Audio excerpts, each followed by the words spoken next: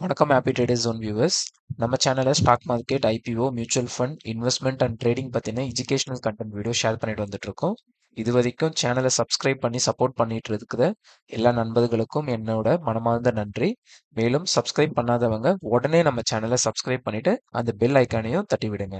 எங்களுக்கு இது மிகப்பெரிய ஒரு மோட்டிவேஷனலாக இருக்கும் நண்பர்களே. வாங்க நாம இன்னைக்கான வீடியோக்குள்ள போகலாம். ஹாப்பி ட்ரேடர்ஸ் ஜோன்ல கொடுக்குற கண்டென்ட் எஜுகேஷன் பர்பஸ்க்கு மட்டுமே பிரசன்டரோட பர்சனல் எக்ஸ்பீரியன்ஸ் பேஸ் பண்ணது. நாங்கள் செபி ரிஜிஸ்டர்ட் அனலிஸ்ட் இல்ல, ஸோ இது ஃபினான்ஷியல் அட்வைஸ்னு எடுத்துக்காதீங்க. இந்த வீடியோவை நீங்கள் பார்ப்பதன் மூலம் இதில் உள்ள பொதுப்பு துதப்பை நீங்கள் ஏற்றுக்கொள்கிறீர்கள் என நாங்கள் கருதுகிறோம். ஹலோ நண்பா, இந்த வீடியோவில் நம்ம மொனாச் சர்வேயர்ஸ் அப்படின்ற ஐபிஓ பற்றி தான் பார்க்க போதும். அந்த கம்பெனியோடைய சப்ஸ்கிரிப்ஷன் வந்து நம்ம பண்ணலாமா வேணாமா, எவ்வளோ கிரே மார்க்கெட் ப்ரீமியம் இருக்கு, ஸோ ரிஸ்க் எவ்வளோ இருக்கு, ஃபைனலாக வந்து அப்ளை பண்ணலாமா வேணாமா, இது எல்லாமே வந்து நம்ம தமிழ் லாங்குவேஜில் வந்து பார்க்க போதும். மேலும் நம்மளுடைய சேனலை ஃபாலோ பண்ண போத, சப்ஸ்கிரைப் பண்ண போத முதல் 1000 வாடிக்கையாளர்களுக்கு என்னுடைய mutual fund and shares, long term holding shares பற்றின இன்ஃபர்மேஷன்ஸ் எல்லாமே வந்து ஷேர் பண்ணலாம் அப்படின்னு இருக்கேன். ஸோ என்னுடைய போர்ட்ஃபோலியோ வந்து ஷேர் பண்ணலான் இருக்கேன். நீங்களும் வந்து அதை பார்க்கணும்னு ஆசைப்பட்டீங்கன்னாக்கா நம்மளுடைய சப்ஸ்கிரைபர் லிஸ்ட்டில் முதல் 1000 சப்ஸ்கிரைப் பண்ணணும். உடனே சப்ஸ்கிரைப் பண்ணுங்க. வாங்க இப்போ நம்ம வீடியோக்குள்ளே போகலாம். ஸோ கம்பெனி ஓவர்வியூ பார்த்தோம் அப்படின்னாக்கா Monarch surveyors and engineering consultant limited. So இதுதான் அவங்களுடைய ஃபுல் நேம். இவங்க வந்து பார்த்தோம் அப்படின்னாக்கா 1992 வந்து ஸ்டார்ட் பண்ணியிருக்காங்க. இவங்களுடைய ஃபேம் வந்து ஃபர்ஸ்ட் ஃபேம் வந்து பூனேல தான் வந்து ஸ்டார்ட் பண்ணியிருக்காங்க. இவங்க வந்து ஒரு இன்ஃப்ராஸ்ட்ரக்சர் கன்சல்டன்சியாக வந்து இருக்காங்க. So N to N civil engineering services வந்து அவங்க வந்து ப்ரொவைட் பண்ணிட்டு இருக்காங்க. ஸோ அக்ராஸ் இந்தியாவிலும் ப்ரொவைட் பண்ணுறாங்க. அண்ட் நம்மளுடைய பக்கத்து கண்ட்ரியான ஸ்ரீலங்கா, ஆப்கானிஸ்தான் அண்ட் பூட்டான் அந்த கண்ட்ரிஸ்க்கும் வந்து இன்ஜினியரிங் சர்வீசஸ் வந்து சப்போர்ட் பண்ணிட்டு இருக்காங்க. இவங்களுடைய கோர் சர்வீஸ் வந்து என்ன அப்படின்னு நம்ம பார்த்தோம் அப்படின்னாக்கா, ஸோ இவங்க வந்து கான்செப்ட் டு கமிஷனிங், அதாவது இன்ஃப்ராஸ்ட்ரக்சர் ரிலேட்டடான ப்ராஜெக்ட்ஸ்க்கு கான்செப்ட் சப்போர்ட் பண்ணுறது, அதுக்கப்புறம் வந்து சூப்பர்வைசர்ஸ் பண்ணுறது, அப்புறம் வந்து ரோடு அண்டு அதாவது இன்ஃப்ராஸ்ட்ரக்சர்ஸ் வந்து பில்ட் பண்ணி தருது அப்படின்ற சர்வீசஸ் எல்லாமே வந்து ப்ரொவைட் பண்ணுறாங்க.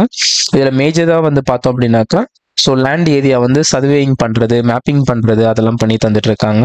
அதுக்கப்புறம் வந்து design and engineering, so roadways, railways, metro, port and urban plannings எல்லாம் பண்ணி கொடுத்துட்டு இருக்காங்க. அது மட்டும் இல்லாமல் நம்ம ஆல்ரெடி சொன்ன மாதிரி project management and supervision. So ஒரு ப்ராஜெக்ட் மேனேஜ்மெண்ட்டுக்கான ஒரு டெக்னிக்கல் அசிஸ்டன்ஸ், டெக்னிக்கல் சப்போர்ட் அதுவும் ப்ரொவைட் பண்ணிட்டு இருக்காங்க. அடுத்தது பார்த்தோம் அப்படின்னாக்கா ஜியோஸ்பேஷியல் அண்ட் ஜிஐஎஸ் சொல்யூஷன்ஸ் இதுவுமே வந்து பிளான் பண்ணிட்டு இருக்காங்க. அதுவும் இல்லாமல் லேண்ட் அக்யூசியேஷன்ஸ் பண்ணுறது, land planning, so road build பண்ணுறது, பிளான் பண்ணுறது, அப்புறம் அந்த பர்டிகுலர் லொக்காலிட்டி அண்ட் அதை சுற்றி இருக்கிற ஏரியாஸ் எல்லாம் வந்து அக்யூசியேட் பண்ணுறது, இந்த ஆக்டிவிட்டியும் சப்போர்ட் பண்ணிட்டு இருக்காங்க. வாட்டர் அண்ட் பைப்லைன் இன்ஃப்ராஸ்ட்ரக்சர்ஸ்லையும் இவங்க வந்து எக்ஸ்பர்ட்டாக வந்து இது பண்ணிட்டு இருக்காங்க. ஹைட்ராலிக் டிசைன்ஸ் வந்து இது பண்ணுறது, வாட்டர் வந்து எந்த மாதிரி இன்ஃப்ராஸ்ட்ரக்சர்ஸ் பண்ணோம் அப்படின்னாக்கா ஹைட்ராலிக்ஸ் வாட்டர்ஸ் வந்து ஃப்ளோ ஆகும் அப்படின்றது. அதுக்கப்புறம் வந்து டிரான்ஸ்மிஷன் லைன்ஸ் அண்ட் யூட்டிலிட்டிஸும் வந்து சப்போர்ட்டும் ப்ரொவைட் பண்ணிட்டு இருக்காங்க. இவங்களுடைய டீம் அண்ட் கல்ச்சர் பார்த்தோம் அப்படின்னாக்கா இவங்க வந்து எம்ப்ளாயி ஓரியன்டான ஒரு கம்பெனியாக தான் இருக்காங்க. எம்ப்ளாயி ஃப்ரெண்ட்லியாக தான் வந்து கம்பெனி ரன் பண்ணிட்டு இருக்காங்க. இது வந்து அவங்களோட ஸ்ட்ராங் ஃபோக்கஸாக இருக்கு. அடுத்து வந்து இந்த கம்பெனியில் வந்து ஆஸ் ஆன் மார்ச் 2025 படி பார்க்கும்போது ஓவர் 500 எம்ப்ளாயிஸ் கிட்ட ஒர்க் பண்ணிட்டு இருக்காங்க.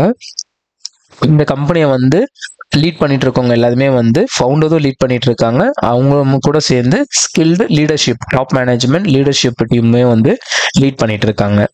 ஸோ எந்த ஒரு கம்பெனி வந்து எம்ப்ளாயி வந்து நல்லா பார்த்துக்கிறாங்களோ அவங்க வந்து அவங்களுடைய கிளைண்ட்டும் நல்லா பார்த்துப்பாங்க அண்ட் கம்பெனியும் நல்லா ரன் ஆகுன்றது ஒரு ஜென்ரல் தாட்டு.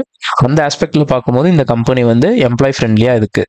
ஸோ அவங்களுடைய கிளைண்ட் அண்ட் ரீச் வந்து நம்ம பார்த்தோம் அப்படின்னாக்கா இவங்க வந்து இந்தியன் கவர்மெண்ட் கூட வந்து க்ளோஸாக ஒர்க் பண்ணிட்டு இருக்காங்க. Municipal corporations and private entities கூடயுமே வந்து ஒர்க் பண்ணிட்டு இருக்காங்க இந்தியாவில். அது மட்டும் இல்லாமல் நம்மளுடைய நெய்பர் கண்ட்ரியான சவுத் ஏஷியா சைடு ஃபுல்லாகவே வந்து இவங்களுடைய இன்டர்நேஷனல் ஃபுட் பிரிண்ட்ஸ்மே இருக்கு அண்ட் ப்ராஜெக்ட்ஸ்மே வந்து சப்போர்ட் பண்ணிட்டு இருக்காங்க. ஐபிஓ டீட்டெயில்ஸ் இப்போ நம்ம பார்த்தோம் அப்படின்னாக்கா இஷ்யூ சைஸ் வந்து 93.75 கோடிக்கு வந்து இது பண்ணுறாங்க. ஃபுல் இஷ்யூ ப்ரைஸ்மே வந்து ஃப்ரெஷ் இஷ்யூ தான். அவங்க அந்த ஃப்ரெஷ் இஷ்யூவை வந்து 32 கோடி வந்து மிஷினரி வாங்கிறதுக்காக வந்து யூஸ் பண்ணுறதாகவும், மிச்சம் இருக்கிற 30 கோடியை வந்து கேபிட்டல், ஒர்க்கிங் கேபிட்டல் ரெக்யர்மெண்ட்டுக்காகவும், மிச்சத்தை வந்து அட்மின் பர்பஸ், ஜென்ரல் கார்பரேட் பர்பஸ்க்காக யூஸ் பண்ண போகிறதா வந்து இன்ஃபார்ம் பண்ணியிருக்காங்க. இவங்க வந்து ஆஃபர் பண்ணுற ஐபிஓவில் வர ஷேர்ஸ் பார்த்தோம் அப்படின்னாக்கா 37.5 லட்சம் ஷேர்ஸ் வந்து அவங்க வந்து ஐபிஓவில் லிஸ்ட் பண்ணுறாங்க. இதோடைய ப்ரைஸ் பேண்டு பார்த்தோம் அப்படின்னாக்கா 237 250 ரூபா வந்து per ஷேருக்காக இருக்கு. ஒரு லாட் சைஸ் வந்து 600 ஷேரு. அண்ட் மினிமம் இன்வெஸ்ட்மெண்ட் பொறுத்த வரைக்கும் ரீட்டைல் வந்து 2 லாட் பண்ணணும். அதுக்கான அமௌண்ட் வந்து பார்த்தோம் அப்படின்னாக்கா 3 லட்சம் ரூபா வருது நண்பர்களே. ஸோ ஈவென்ட் டேட்ஸ் பார்த்தோம் அப்படின்னாக்கா ஆங்கர் இன்வெஸ்டர்ஸ் வந்து ஜூலை 21 வந்து அவங்க பிட்டிங் வந்து ஸ்டார்ட் பண்ணுறாங்க. ஆனால் வந்து ஜென்ரல் ரீட்டைலர்ஸ் கேட்டகரிக்கு வந்து ஐபிஓ ஓப்பன் ஆகுறது வந்து ஜூலை 22, க்ளோஸ் ஆகுறது வந்து ஜூலை 24. ஸோ ஐபிஓடைய அலாட்மெண்ட் வந்து ஜூலை 25. ரீஃபண்ட் அண்ட் ஷேர்ஸ் வந்து நம்மளோட டிமெட் அக்கௌண்ட்டுக்கு கிரியேட் ஆகுறது வந்து பார்த்தோம் அப்படின்னா ஜூலை 28. ஸோ இது வந்து பிஎஸ்சியில் மட்டும்தான் லிஸ்ட் ஆக போகுது. லிஸ்டிங் டேட் வந்து ஜூலை 29. ஸோ இன்வெஸ்டர்ஸ் அலோகேஷன்ஸ் வந்து பார்த்தோம் அப்படின்னாக்கா இவங்க ஆங்கர் இன்வெஸ்டர்ஸ் வந்து அப் டு 28.3% வரைக்கும் இது பண்ணுறாங்க. ஸோ குவாலிஃபைடு இன்ஸ்டிடியூஷன்ஸ் வந்து பார்த்தோம் அப்படின்னாக்கா 50%, ரீட்டைலர் இன்வெஸ்டர்ஸ் வந்து 35, நான் இன்ஸ்டிடியூஷனல் இன்வெஸ்டர்ஸ் வந்து 15 இருக்காங்க. அண்ட் இந்த ஆங்கர் இன்வெஸ்டர்ஸ் வந்து QIB குவாலிஃபைடு இன்ஸ்டிடியூஷனல் பையர்ஸ் 50%க்குள்ளேயே வந்து 28% வந்து ஆங்கர் இன்வெஸ்டர்ஸ்க்கு வந்து அலோகேட் பண்ணியிருக்காங்க.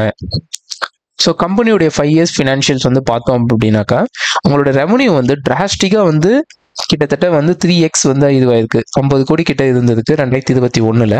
ஸோ இப்போ வந்து பார்த்தோம் அப்படின்னாக்கா 155 கோடி வரைக்கும் அவங்க வந்து போஸ்ட் பண்ணியிருக்காங்க. இது வந்து ஒரு ட்ரெமெண்டஸான க்ரோத் வந்து அவங்க ஷோ ஆஃப் பண்ணிட்டு வந்துட்டு இருக்காங்க.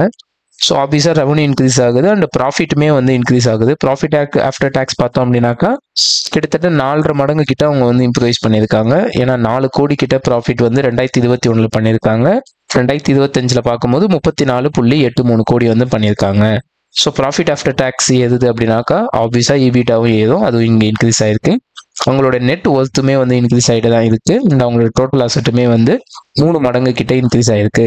ஸோ ஃபண்டமெண்டலாக நம்ம இங்கே பார்க்குற வரைக்கும் இந்த கம்பெனியில் இது வரைக்கும் எந்த ஒரு நெகட்டிவ் பாயிண்ட்ஸும் இல்லை, எல்லாமே வந்து பாசிட்டிவாக தான் இருக்கு. வேல்யூஷன் நம்ம பார்த்தோம் அப்படின்னாக்கா இந்த கம்பெனி வந்து ஒரு லாபம் பண்ணிக்கிட்டு இருக்க கம்பெனியாக தான் இருக்கு. ஏர்னிங்ஸ் பர் ஷேர் வந்து 33.47 ரூபா வந்து ஒரு ஷேருக்கு வந்து EPS இருக்கு. ஸோ அவங்களோட ப்ரைஸ் பிராண்ட் பார்த்தோம் அப்படின்னாக்கா 250 ரூபா கிட்ட வருது. ஸோ 250 லிஸ்ட் டவுன் ஆகும் பட்சத்தில் அவங்களோட PE ரேஷியோ வந்து 7.5 கிட்ட இருக்குன்ற மாதிரி எக்ஸ்பெக்ட் பண்ணுறாங்க. ஸோ ரிட்டர்ன் ஆன் ஈக்விட்டி பார்த்தோன்னா 32%. இது ஒரு நல்ல ஒரு return on equity. Net asset value வந்து 104.56 ரூபா இருக்கு. இதுவும் நல்லது. மார்க்கெட் கேப் வந்து பார்த்தோம் அப்படின்னாக்கா இந்த கம்பெனியோடைய மொத்த கேபிட்டலைசேஷன் பார்த்தோம் அப்படின்னாக்கா ஐபிஓக்கு அப்புறமா வந்து 353.9 கோடி இருக்குன்னு சொல்றாங்க.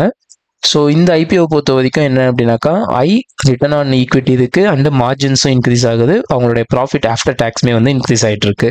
ஸோ இதை வச்சு பார்க்கும்போது கேபிட்டலை வந்து அவங்க வந்து எஃபிஷியண்டாக யூஸ் பண்ணுறாங்கன்றதும் தெரியுது. கம்பெனி வந்து பேக் டு பேக் வந்து ப்ராஃபிட்டபிலிட்டியில் ரன் பண்ணுறாங்க அப்படின்றதுமே வந்து நமக்கு கிளியராக தெரியுது. இந்த கம்பெனியோட ஸ்ட்ரென்த்ஸ் அண்ட் ரிஸ்க்ஸ் அப்படின்னு நம்ம பார்த்தோம் அப்படின்னாக்கா அவங்களோட ஸ்ட்ரென்த்தே வந்து என்னன்னாக்கா அவங்களோட ஃபினான்ஷியல்ஸ் வந்து எல்லாமே வந்து சூப்பராக இருக்கு, எந்த ஒரு குறை சொல்கிற மாதிரியும் இல்லை. அது மட்டும் இல்லாமல் அவங்க இன்ஃப்ராஸ்ட்ரக்சரில் வந்து பார்த்தோம் அப்படின்னாக்கா end-to-end எக்ஸ்பர்டைஸாக இருக்காங்க. ஸோ எல்லா ஆக்டிவிட்டியுமே ஃப்ரம் 0 to 100 வரைக்கும் அவங்க எல்லா ஆக்டிவிட்டிலையுமே வந்து அவங்களே வந்து ஃபுல் ஸ்டாக் கன்சல்டன்சியாக வந்து இருந்துட்டு சர்வே பண்ணுறது, டிசைன், எக்ஸிக்யூஷன் எல்லா கண்ட்ரோலுமே வந்து அவங்ககிட்டே இருக்கு.